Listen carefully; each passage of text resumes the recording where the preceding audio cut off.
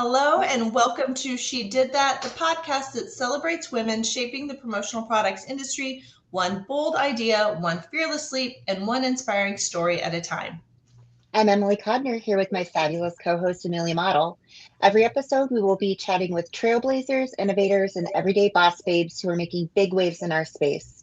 One product, one pitch, one bold move at a time. And today's guest is Allison Jacobs, Manager of Customer Engagement at Gildan. She's got a story worth hearing, a journey worth celebrating, and you guessed it, she did that. Welcome, Allison, and thank you for joining us today. Thanks for having me. I got my friendship bracelet and my mug here. Yay! Well, while you're clearly fabulous, why don't you introduce yourself to our audience and tell us how you got into the promotional products industry? Yeah, so I'm Allison. I am from and I live in Philadelphia. I work from home. And how I got in the promo industry was back in college. I went to the University of Delaware. I studied communications and English, and I was always looking for ways to make money. So I had a part-time job selling t-shirts to sororities, fraternities, student organizations, anyone who wanted it while I was in college from a company called University Tees. And after graduation, they offered me a full-time role. They're based out of Cleveland, Ohio. So I moved there. I worked for them for about 3 years full-time as a business development leader, where I would manage college students on different college campuses. I loved it. I sold lots of comfort colors, 60/30s and 17/17s, of course, all the Greek life. So that's how I got into the industry. That's a fun story. I love hearing that. You don't hear those very often, these like random like stories where you just have a side hustle and then you fall in. I love it. I love that you were hustling in college, and then I don't know, I'm assuming you loved college because your job then let you go back to campuses and probably have the best of not having to go to class, but you get to go kind of relive that. Yes, absolutely. That's awesome. Okay, so let's dive in and start hitting the hardball questions now. Are you ready for this? Yeah, I'm ready. All right, so you turned what many consider a side hustle, like we just talked about, into a full-time career. What do you see in that opportunity that others may have overlooked? It's kind of funny that you say side hustle because I never really considered it that at the time. But looking back, like, yeah, that was a side hustle. You know, like I think of people like who maybe have a Cricut at home making merch in their own company as more of a side hustle, but this really was one as well. And I remember I was a sophomore in college, and I had already had other part-time jobs. I was in a sorority. I was going for a double major. I was doing a lot. And this opportunity came up. I saw it on Facebook or something. And I was so excited when I got the job at University Tees. And I remember texting my mom saying, I'm so excited. And she gave me this whole lecture, like, you're there to go to school. Like, you really shouldn't do this. And I said to her, like, you don't understand. This is going to change my life.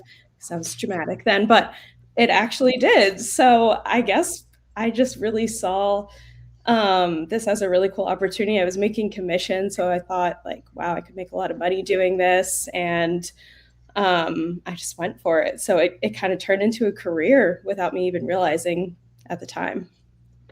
That's fantastic. And I love how mom was like, do all the right things, go to class, and you could be like, hey, look, Ma, I made it. I'm here. Yeah, you'd be like, Mom, I did that. Now you're on a podcast. Look at you go. Yeah. So Gildan found you on LinkedIn, which, wow, that's the power of LinkedIn right there. What made you take that leap, and what did you hope that it would turn into? When I first saw the message on LinkedIn, I thought it had to be fake or something. The recruiter that messaged me, they didn't have a profile picture, and it was just like, hey, this is Gildan. Like, we have this open position. 70% travel the role was, and I was like, wow, like, this seems too good to be true. I was kind of passively looking for the next opportunity, but I didn't even know I could stay in the promo world, like, beyond working with college students. Like, I didn't even imagine the opportunities. So I was like, oh, I'll just do this intro call. And when I learned about it, I was like, this, I have to have this role. It sounded amazing.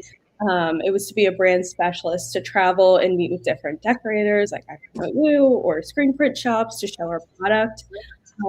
So I just kind of went for it. I was already looking for the next opportunity, and the idea of traveling a lot excited me too.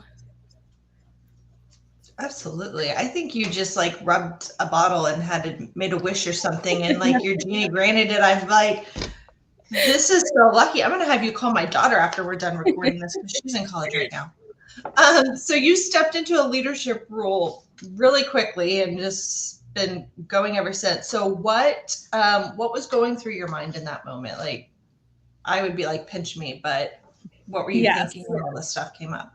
I was definitely very excited, but also a lot of self-doubt as well. Like I knew that this was the role I wanted to have eventually. From the moment I started at Gildan, I was like, I want to be the manager of this department. I think it's something I would want long term, maybe in 10 years, not as quickly as it happened.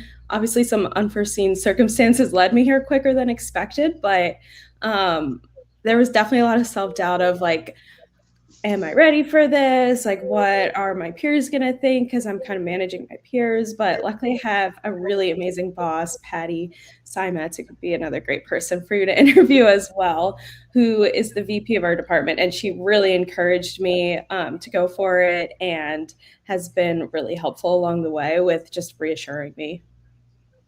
That's awesome. And you kind of alluded to this, but managing peers, especially as a young woman, it's no easy feat.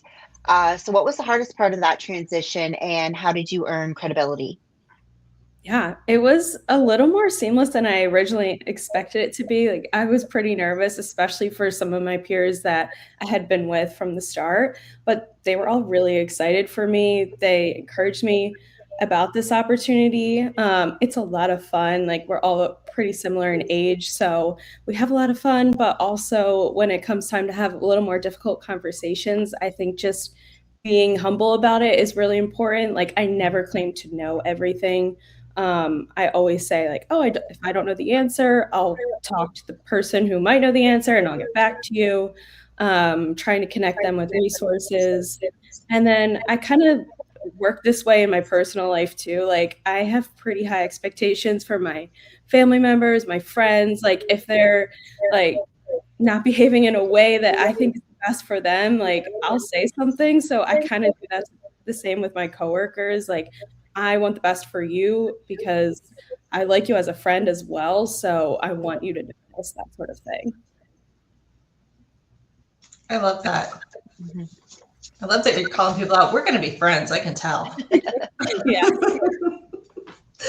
So have you, it seems like everything's just an easy street. You're obviously a superstar, but have you, and you mentioned that you kind of did, struggled with imposter syndrome? I think everybody does. And if they say they don't, they're lying to themselves a little bit. And if so, what does that look like for you, and how have you pushed through it? You talked about it a little bit, but.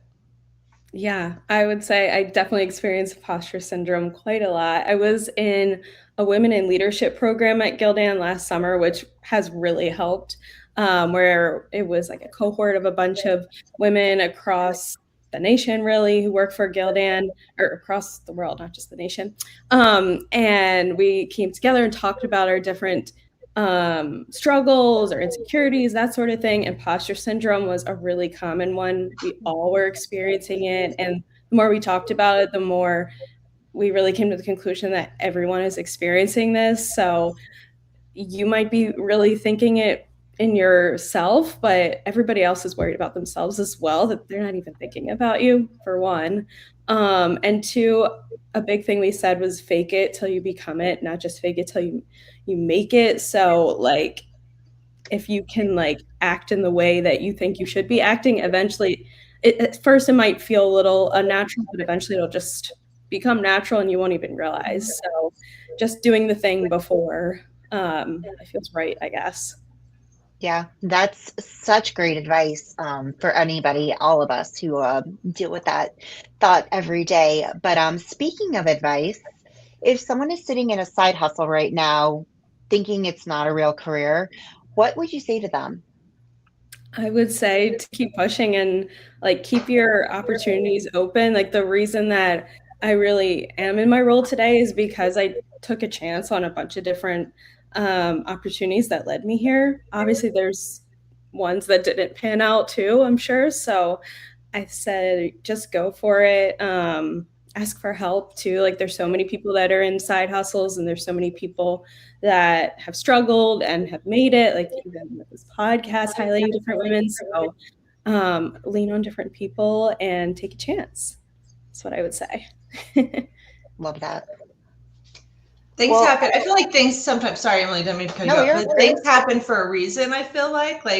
Definitely. I got here because I took a chance or I just did this or that and things ended up.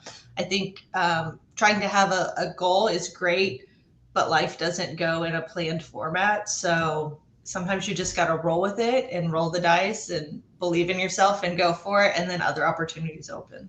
yeah. I What's think that you saying? did that. Yeah, you did that. What do they say? You're making plans and God's laughing or something like that. Yeah.